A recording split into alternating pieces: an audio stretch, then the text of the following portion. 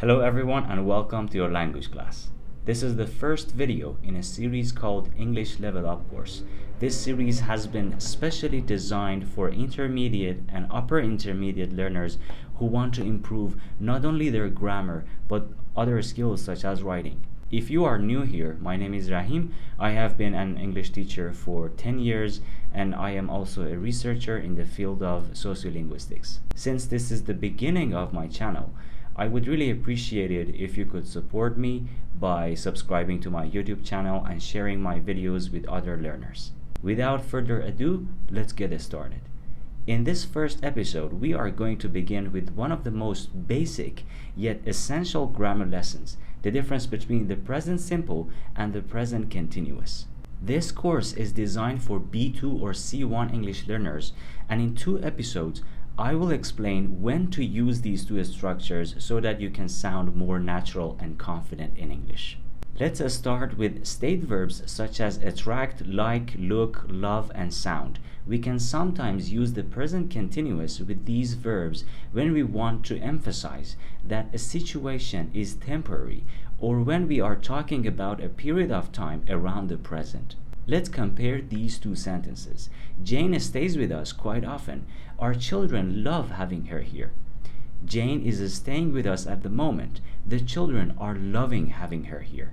There are also some state verbs that we use rarely in present continuous, such as believe, consist of, doubt, and own. Keep in mind that some verbs can have different meanings depending on whether they describe a state or an action.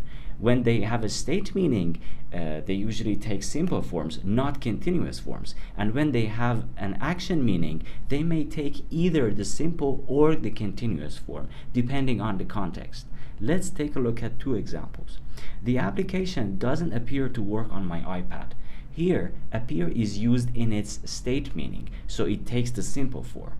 Another example, Jack is currently appearing in a musical show. He often appears in musicals. Here, the verb appear is used in its action meaning, which means taking part in an activity. Now let's see how mental state verbs work with simple and continuous forms. With some verbs that describe mental states such as understand, think, regret, realize, and find, you can use present continuous when you want to show that the thought or the feeling is new, temporary, or developing. Let's compare 2 examples. I regret that the house will have to be sold. This means I have made the decision and I am sorry about it. I am regretting my decision to give her the keys. This means that as time goes by, I am becoming more aware that it was the wrong decision. Keep in mind that in some cases, the verb consider means think carefully about something. In this meaning, it is usually used in the present continuous. For example, I am considering taking early retirement, or I am considering taking a vacation this summer. Some other verbs that express preferences or mental states such as agree, believe, conclude, know, prefer are rarely used in the present continuous.